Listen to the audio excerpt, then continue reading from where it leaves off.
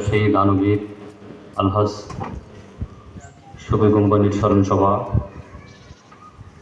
সম্মানিত স্মরণ সভা উপস্থিত অত্র মসজিদ পরিচালনা কমিটির সভাপতি হাফেজ মোহাম্মদ জাফর, মঞ্চে প্রধান অতিথি হিসেবে উপস্থিত রয়েছেন 11 নং ফতেপুর ইউনিয়ন পরিষদের সাবেক সকল চেয়ারম্যান, বিশিষ্ট রাজনীতিবিদ শ্রদ্ধাভাজন আলহাজ জাকির হোসেন। মঞ্চে উপস্থিত রয়েছেন অত্র মসজিদের পেশ ইমাম, অত্র এলাকার সমাজ প্রতিনিধি, অত্র এলাকার মুরব্বী এবং ব্যবসায়ী জাবর সদাগর সহ শাহী গ্রুপের শাহজাদা, যিনি আমাদের মাঝে কিছুক্ষণ পূর্বে বক্তব্য রেখেছেন, শাহজাদা এবং পরিবারবর্গ, সর্বস্তরের বক্তা পরিবারের জনসাধারণ, আসসালামু আলাইকুম ওয়া রাহমাতুল্লাহি ওয়া বারাকাতুহু।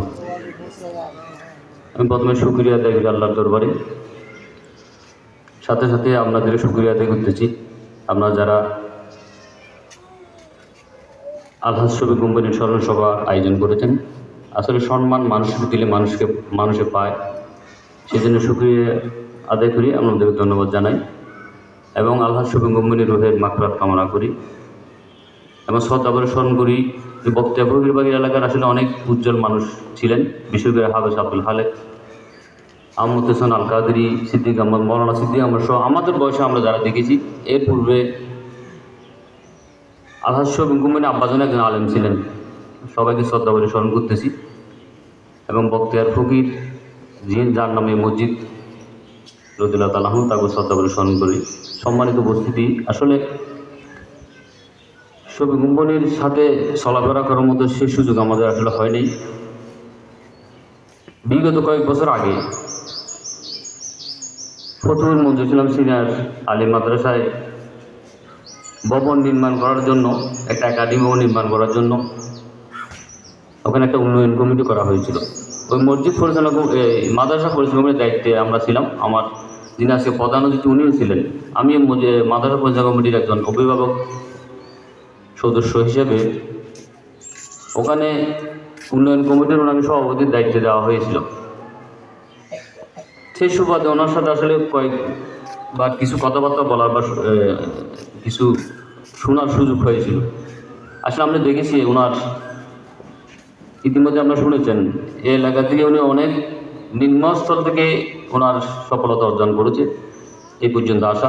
অনেক কঠোর পরিশ্রমের মাধ্যমে উনি অনেক কিছু অর্জন করেছেন, সম্মান থেকে শুরু অর্থনৈতিকভাবে তার জীবনে যত কিছু হয়েছে অনেক কঠোর পরিশ্রম করেছেন। আমি একটি ওখানে দেখেছি ওই উন্নয়ন কমিটির যে ভবন নির্মাণ করার জন্য ওনাকে সভাপতির দায়িত্ব দেওয়া হয়েছিল। আসলে আমরা অনেক সময় যেতে পারতাম না, যেটা সত্য কথা। আমরা এখানে ছোটখাটো ব্যবসা বাণিজ্য করি। উনি ঠিকই সকাল 8টা-9টার দিকে ঠিকই ওখানে এই ভবন নির্মাণ করার জন্য যারা কাজ করতেছে তাদেরকে সহযোগিতা করার জন্য বা তাদেরকে দেখিয়ে দেওয়ার জন্য উনি ঠিকই চলে আসতেন। এই ভবনের উনি প্রায় এখন পর্যন্ত 7 হয়েছে, কারণ ওদের কাজ যখন আমরা শুরু করেছিলাম তখন করোনা শুরু হয়ে গিয়েছিল। করোনা হওয়ার কারণে ওখানে কাজটা একটু থেমে গিয়েছিল। যা কিছু হয়েছে অনেক কঠোর পরিশ্রম উনি দেখেছি আমি ওনার সাথে কথাবার্তা বলার, যদিও ওনার কথাটা একটু কঠোর ছিল। যারা কাজ করতেছে লেবার, তাদের সাথে কথাবার্তা খুব কঠোর ছিল। ওনার অবস্থান উনি অটল থাকতেন, কাজগুলো কিন্তু যথাযথ আদায় করে নিতেন। আমি দেখেছি যে উনি যে কাজ, এই রাজনীতির যে কাজগুলো আদায় করা, এগুলো কঠিন। উনি আসলে একাডেমিক যোগ্যতা যদিও বা কম থাকে, ওনার প্র্যাকটিক্যালি যে যোগ্যতা অর্জন করেছে, এর অনেক ভালো ইঞ্জিনিয়ার থেকে আমি অনেক বেশি কিছু ভালো ইঞ্জিনিয়ার যেগুলো করতে পারবে না, উনি এসে বেশি কিছু করতে পারবেন, এসে বেশি কিছু তিনি অর্জন করেছেন। যে কাজের মাধ্যমে অভিজ্ঞতা যে অর্জন করেছেন, সেটা আমি ওই কাজে ওনাকে দেখে আমরা বুঝতে পেরেছি। আমরা অনেকেই ওনার ওই কাজকে বাধাও দিয়েছি বা এইভাবে এতটা হচ্ছে না, এটা না করলে চলে না। এসেই আসলে আমরা তো এই বিষয়েও অনভিজ্ঞ ছিলাম, যারা অভিজ্ঞ তারা কিছুটা করেছেন, আর উনি ওনার মতো করেই কাজটা ঠিকই করে নিয়েছেন। তো সেই সুবাদে উনি আসলে দেখে অনেক কঠোর পরিশ্রম করেছেন এই ধর্মীয় কাজের জন্য। সামান্য যেহেতু দেখা আমার সুযোগ হয়েছে, ওনার আন্তরিকতা ছিল এই মাদ্রাসায় গার্ডিয়ান ভবন নির্মাণ করতে যে সময় দিয়েছেন, এই সময়গুলো ছিল আল্লাহ ওনাকে হয়তো জান্নাত দিতে পারেন। পাশাপাশি আমি একটা কথা আমি বলি, আজকে কেন ওনার স্মরণসভা হচ্ছে, আমি এই বক্তিয়ার ফকির বাড়ির মানুষের প্রতি আমি আসলে সন্তুষ্ট হতে পারলাম না। এটা আমার হয়তো ভুলও হতে পারে। উনি অন্য কিছু যাই হোক, আমি বাকি কথাগুলো বলছেন, এই মসজিদে যে মসজিদটা যে উনি নির্মাণ করেছেন, উনি যে এটা নকশাটা এনেছেন, উনি যে কাজটা করেছেন, আসলে এই বক্তিয়ার ফকির বাগে অন্য কারো দ্বারা সম্ভব হবে বলে আমার মনে হয় না। যে সাহসিকতার পরিচয় নিয়ে কাজটা উনি করেছেন, বিগত 100-200 বছরও আপনাদের এই জায়গায় কী করতে হবে না, সংস্কার করতে হবে, কাজ করতে হবে না। আপনাদের এমন একটা জিনিস উনি করে দিয়ে গেছেন, বাকি কথাগুলো আমি আর বললাম না। এই কাজটা আসলে দীর্ঘ 200 বছরের যদিও আমরা চলে যাব, কিন্তু এখানে হাত দিতে হবে না। সংস্কার টুকরে কিছু কাজ বাকি রয়েছে, সেগুলো করতে হবে। তো এটার সুবাদে হলো আজকে আমি অনেক ছোটোখাটো ছেলে দেখতেছি, এদের অভিভাবকরা কোথায়?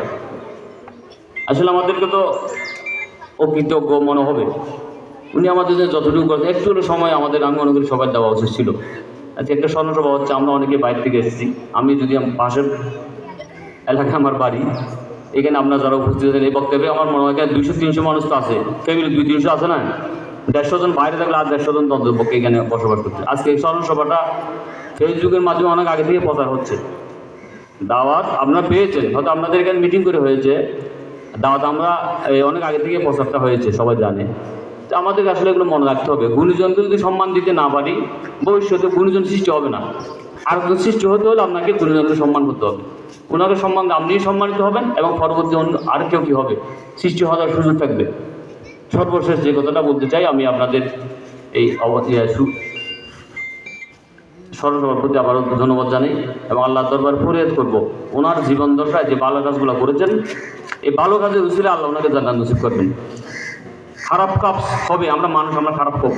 যে খারাপ হয়েছে ওনার জীবনে কোনো কারণে যে খারাপ কোনো কাজ করে থাকেন, সেই কাজগুলা আমরা সবাই মিলে আল্লাহর দরবারে ক্ষমা চাইব ওনার জন্য। আজকে স্মরণসভা থেকে আমরা সবাই মিলে ওনার যে জীবন দশায় কোনো খারাপ কাজ যদি করে থাকে, সেই খারাপ কাজগুলোর জন্য আমরা সবাই ওনার জন্য ক্ষমা চাইবো আল্লাহ, এবং আমাকে ভালো কাজের উসিলায় জান্নাত নসিব করো, এই কামনা করে শেষ করলাম। আসসালামু আলাইকুম ওয়া রাহমাতুল্লাহ।